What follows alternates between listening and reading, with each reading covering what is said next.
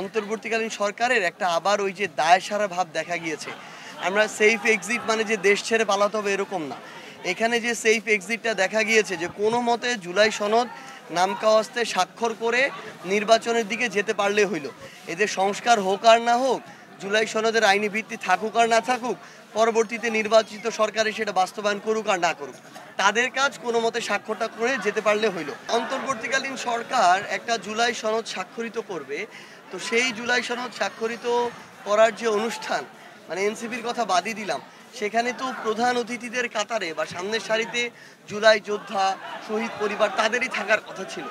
কিন্তু আমরা দেখলাম এটা রাজনৈতিক দলের একটা চুক্তির মতো, যেমন মিলন মেলা হয় ওই রকম মিলন মেলা বানানো হয়েছে। না এখানে জুলাই যোদ্ধা কিংবা শহীদ পরিবারের জন্য ওইরকম কোনো মর্যাদার আসন আছে, না কোনো ব্যবস্থা আছে। এমন একটা পরিস্থিতিতে এটা যদি তাদের নিজেদের ক্ষোভ তৈরি হয়, ওই ক্ষোভের বহিঃপ্রকাশ আমাদের মনে হচ্ছে সেখানে দেখিয়েছে। কিন্তু এটাকেও অন্তর্বর্তীকালীন সরকার প্রশাসনের মাধ্যমে হোক বলেন আর নিজেরাই বলেন, অন্যভাবে ডিল করতে পারতো। কিন্তু তারা যেভাবে সেখানে লাঠি চার্জ করেছে, টিয়ার শেল ছুঁড়েছে, রাবার বুলেট ছুঁড়েছে, এগুলো আসলে খুবই অপ্রত্যাশিত এবং দুঃখজনক। এবং এই কালচারগুলো আমাদের যারা জুলাইয়ের যোদ্ধা ছিল তাদের সাথে কোনোভাবে মেনে নেওয়া যায় না। তো এর জবাব কিভাবে অন্তর্বর্তীকালীন সরকার দিবে এবং এই দায় কিভাবে তারা নিবে, এই প্রশ্নের উত্তর তাদের থেকে নেওয়া উচিত। প্রোগ্রামের সম্মানিত উদ্বোধক আজকে খেলাটি হয়তো অনেকক্ষণ সময়